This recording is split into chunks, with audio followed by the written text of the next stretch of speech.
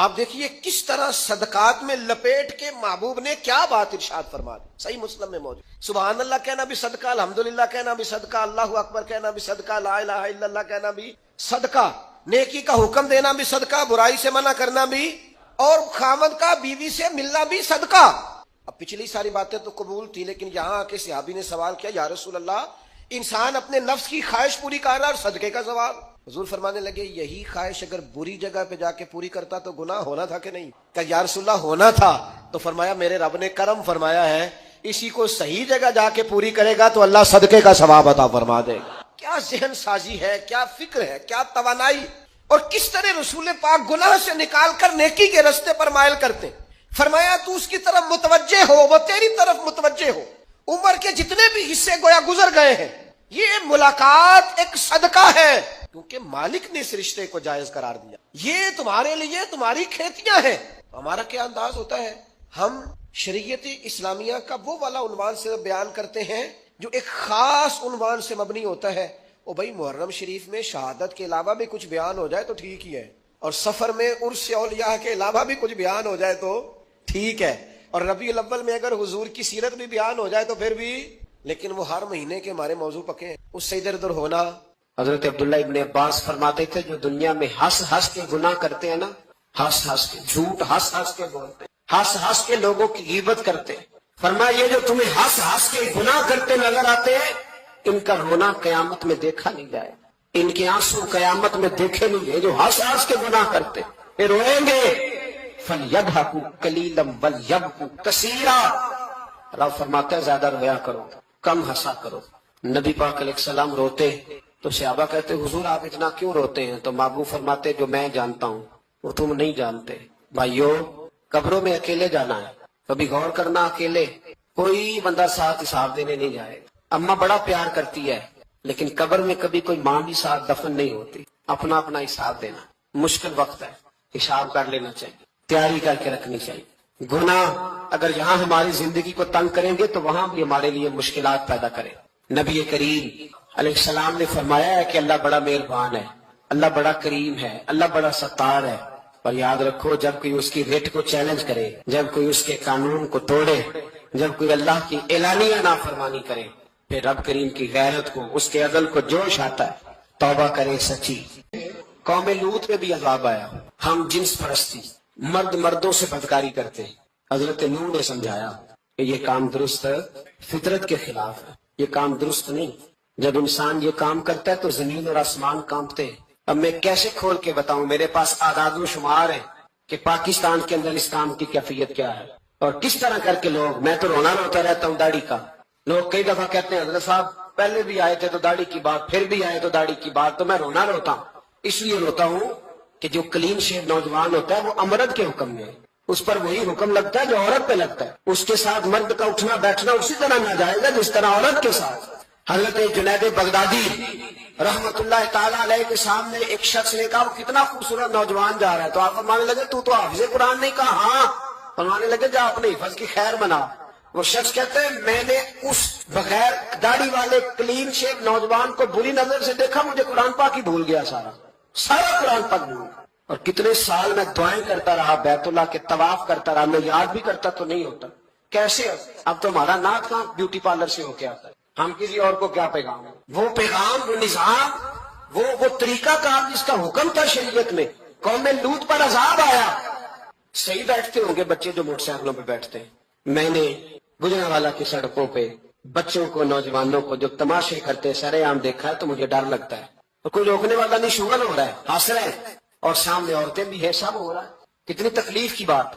حضرت نوح کی قوم یہ کام کرتی تھی، قرآن پاک نے بیان کیا ہے۔ حضرت نوح نے سمجھایا، فرمایا رب کریم نے تمہیں اپنی خواہش پوری کرنے کے لیے جائز طریقہ عطا فرمایا، عورتوں سے نکاح کرو، اور اس نکاح کی برکت سے جو اللہ تمہیں اولاد دے گا اس کو اللہ تبارک و تعالیٰ تمہارے لیے باعث بخشش بھی فرمائے گا۔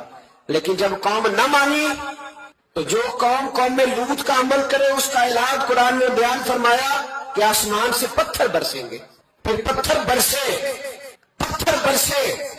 اور جن کے بڑے بڑے اچھے دماغ تھے ان کے دماغ چکنا چور کر دیے گئے، تباہ کر دیے گئے، ان کے دماغ زمین پر بچھاڑ دیا گیا۔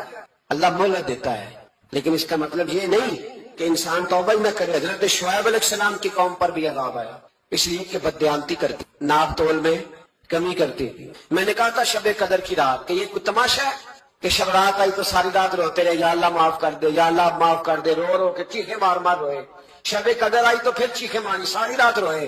تو جس بندے کا پروگرام ہی نہیں سویرے بدلنے کا, دکان پہ بیٹھ کے پھر وہی ناپ تول میں کمی, پھر وہ اللہ تعالیٰ معاف کرے. میں ایک مضمون پڑھ رہا تھا تو وہ فوڈ کے اسپیشل لوگ تمہیں لکھا تھا مہربانی کرو ملاوٹ ہی اچھی چیز کی کر لو, مرچ میں کیری تو نہ ملاؤ اینٹوں کی, وہ تو بیمار کرتی ہے, وہ تو خون کی آنتوں کو روک دیتی ہے. وہ کہنے لگا اور وہ کہتا ہے میں تمہیں بتاتا ہوں کون کون سی چیز ملائی جا سکتی ہے, وہ ملا لو. خدا را اس قوم پہ رحم کرو, مہربانی. ایک دوست ہے ہمارے, میں وزیر آباد میں ان کے گھر بیٹھا تھا تو ایک میڈیکل, میرا کسی شخص پہ اعتراض کرنے کا میں مجموعی بات کرتا ہوں. میں ایسے ڈاکٹروں کو جانتا ہوں جو اللہ تعالیٰ فضل کرے سچ مچ کے نیک ہیں, اچھے لوگ. تو بچے کا میڈیکل سٹور ہے, تو والد بیمار ہو گیا, تو کہتا ہے ابا جی ڈاکٹر صاحب نے کہا آپ کو ڈرپ لگنی ہے. تو سگے باپ کو ڈرپ لگانے لگا تو باپ کا کہتا ہے پتر تیری مہربانی مینو کوئی اصلی لائی, اور نہ لائی جڑی لوگوں نے لانا ہے. اب وہ پیار سے سنا رہا ہے بات.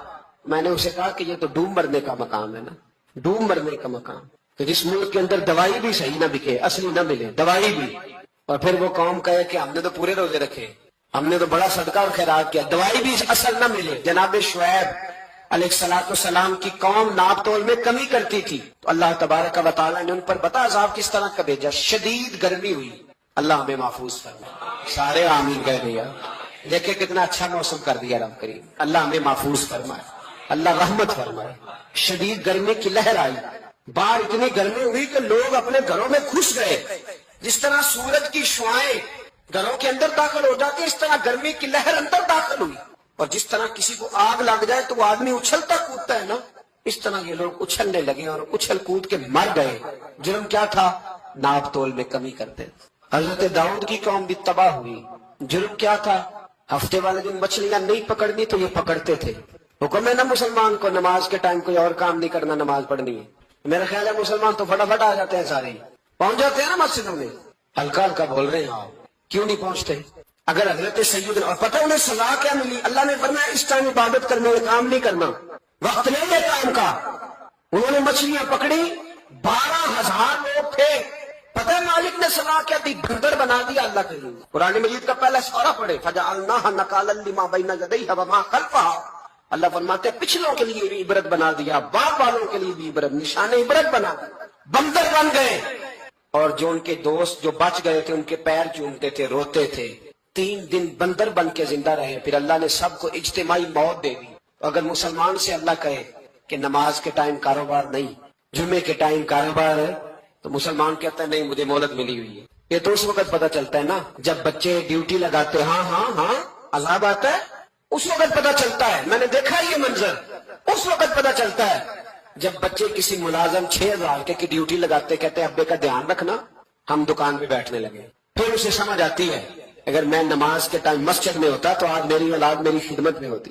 میں نماز کے ٹائم مسجد نہیں گیا تو بچوں نے 6,000 کا ملازم اٹھایا ہے, ابا جی کا خیال رکھ, ایک نرس بلائی ہے, تو خیال. ایک سزا یہ ہوتی ہے کہ انسان جب گناہ کرنے لگتا ہے تو اللہ نعمتوں کے دروازے کھولتا ہے, مہلت دیتا ہے. 500 سال تک فرعون کو مہلت دی. کتنے؟ یہاں جو 5 سال حکومت کر لیتا ہے اور کہتا ہے سب سے قابل میں ہی ہوں, مجھے مہلت جو ملی ہوئی ہے. 500 سال مہلت دی اللہ تعالیٰ نے. اور فرعون کی قوم پر پتہ آپ کس طرح کیا ہے؟ ٹڈیاں مسلط کر دی اللہ نے. یہ گھومتی نہیں چھوٹی سی, ہم اپنی زبان میں اس کو کچھ لوگ مختلف ناموں سے یاد کرتے ہیں, کوئی مکڑی کہتا ہے, کوئی کچھ کہتا ہے. مسلط کر دی, جاتی نہیں. ان پر بنی اسرائیل کے ان مقابل جو فرعون کی قوم تھی ان پر الزام اس طرح کا عذاب آیا کہ مینڈک مسلط کر دیا اللہ تعالیٰ. برتن کھولتے تھے اندر مینڈک نکلتا تھا, دنیا کی ہر دوائی استعمال کرتے تھے لیکن مینڈک نکل آتا تھا. تھوڑا سا سمجھا کریں چیزوں کو. ہمارے رنگ نہیں زیادہ گورے کہ ہم پر عذاب نہیں آتا. کوئی بہت زیادہ اللہ تعالیٰ معاف فرمائے دولت نہیں جمع کرا بیٹھے شاہی خزانے میں کہ ہم سے پوچھا نہیں جائے گا. یہ مہلت ہے, مہلت کو مہلت سمجھو. پھر جب پکڑ آتی ہے نا اللہ کریم کی, میں نے دیکھا کروڑوں روپیہ, 6 اولادیں. ایک شخص کے بچے باہر سے آ رہے تھے, وہ بندہ بیمار تھا. مجھے کہنے لگا حضرت جی دعا کریں میں ان کے آنے سے پہلے مر جاؤں ورنہ آ کے مجھے مار دیں گے, دعا کریں. اتنی بے سکونی, کروڑوں روپیہ پڑا ہے تو یہ عذاب نہیں. کوئی ضروری ہے کہ پتھر برسیں گے تو سمجھ آئے گی. یہ جو سگا بیٹا بوڑھے باپ کے قریب سے گزر جاتا ہے سلام نہیں لیتا تو اس کو عذاب نہیں سمجھتے؟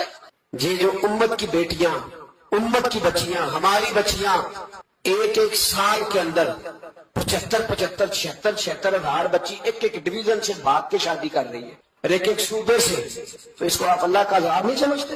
یہ معمولی بات ہے؟ نہیں ہمارے رنگ ہو رہے ہیں، ہم بڑے سمارٹ ہیں۔ 1500 سال مہلت دی نوح علیہ السلام کی قوم کو۔ کتنے سال؟ بول کے بتائیے، بول کے دوبارہ بولیے۔ 1500 سال۔ کوئی آدمی اپنی سمارٹنس پہ خوش